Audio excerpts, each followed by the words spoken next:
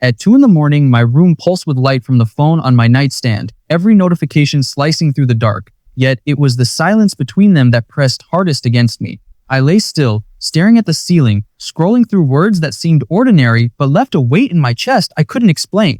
Friends had told me I was overthinking, colleagues brushed off the odd timing, and the very person at the center of it all spoke with such steady calm that I almost believed them. Outwardly, everything looked harmless, but inside, a whisper tugged at me, an intuition I pushed down, labeling it fatigue, nerves, or needless doubt. The louder everyone else spoke, the quieter I became, holding my instincts away like papers shoved into a drawer. Yet the silence never truly vanished. It lingered beneath the noise, waiting for the moment I would finally choose to listen. By morning, the air felt heavy though, the room looked unchanged, and every ordinary sound seemed charged with tension I couldn't ignore. Notifications buzzed with casual updates, perfectly composed explanations, but my body reacted before my mind could, shoulders tightening, pulse rising, eyes catching the smallest inconsistencies. My intuition had stopped whispering and was now shouting through timestamps that didn't match, meetings that ended too soon, and bills that cleared days early. I wanted to believe the practiced calm of everyone else, but the absence of alignment pressed harder than any reassurance. That day, doubt no longer felt like weakness. It felt like evidence, and though I hadn't named it aloud, I knew the reckoning would not stay hidden for long.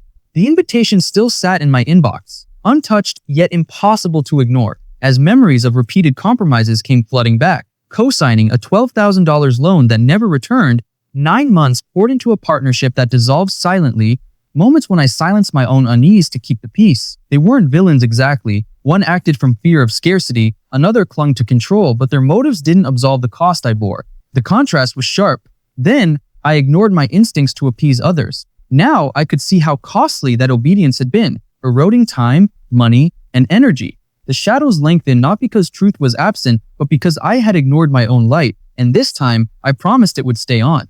The papers stacked on my desk, bank statements, email printouts, legal templates felt heavier than their weight, each one a reminder of how long I'd silenced myself. Instead of reacting, I chose discipline. Every instinctual twinge I noted in a log, recording the date, time, and context, and later cross-checking them against receipts and official records. Often, the unease lined up perfectly with gaps in the story. $317 discrepancies, calls ending 12 minutes too soon, unsigned contracts. Keys sat visible on the table, a subtle motif of control not yet exercised, while my mind shifted from surrender to strategy. Have you ever been underestimated until silence became your sharpest tool? That quiet vigilance had finally been sharpened into proof. By now, my notebook brimmed with evidence most would have dismissed. $240 withdrawn on a closed branch Sunday, emails clipped to single-period replies, calendar invites appearing, vanishing, then shifting hours, contracts with blank signatures, calls ending abruptly,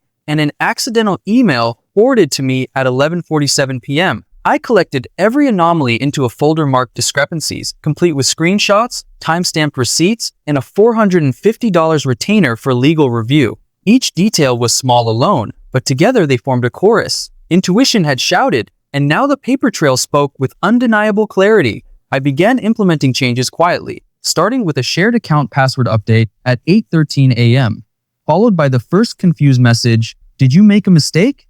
I replied with calm brevity, nothing more than, "I've updated the settings," and waited. Their next message came urgent, longer, and sharper, but behind the noise, I could sense the fracture balance had shifted. For the first time, the keys that had rattled in their pocket were now metaphorically in mine, and the quiet control I held felt more powerful than any declaration. The full plan was still unspoken, yet this first move had already rewritten the rules. The pushback arrived in waves, late-night texts, guilt-laden statements, mocking my overreaction and insistence that I'd misunderstood. Yet, alongside the verbal chaos came tangible frictions. Bank transfers held 5 business days, lawyer drafts taking 2 weeks, bounced emails, small but relentless tests of resolve. Even in the pressure, I recognized the fear in their actions. Not just exposure, but the threat of losing the fragile control they had built. Every unanswered call, every unopened message became a ledger entry in my favor, proof that restraint could bend pressure back until it broke. The final meeting took place in a neutral, sterile conference room, fluorescent lights highlighting the folder of documents I slid across the table. Bank statements circled in ink, missing signatures, Time-stamped emails, their usual deflections, clerical errors, miscommunication, my supposed overreaction fell flat against the tangible proof before them. I stayed silent, letting the documents do the work, and as minutes stretched, I watched rehearsed calm collapse into quiet recognition. The keys were no longer symbolic. Authority and control now rested entirely with me. The open loop of doubt had closed, quietly and completely.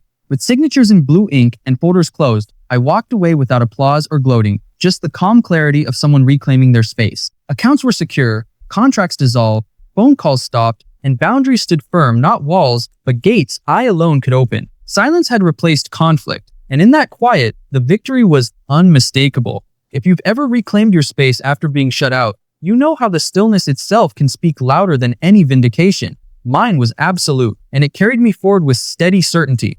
The morning light made everything feel different, warm and steady, the quiet no longer pressing but grounding. I realized that resolution had never been about proving anyone wrong, it was about proving myself right. Revenge is loud, resolution is deliberate. The keys I once carried as a symbol of lost control now hung lightly in my hand, and I understood the contrast fully. Then I doubted myself. Now I consulted myself first. Looking ahead, my future was mine alone to structure, and I whispered the line I had earned. I don't need proof to believe in myself anymore. I am the proof.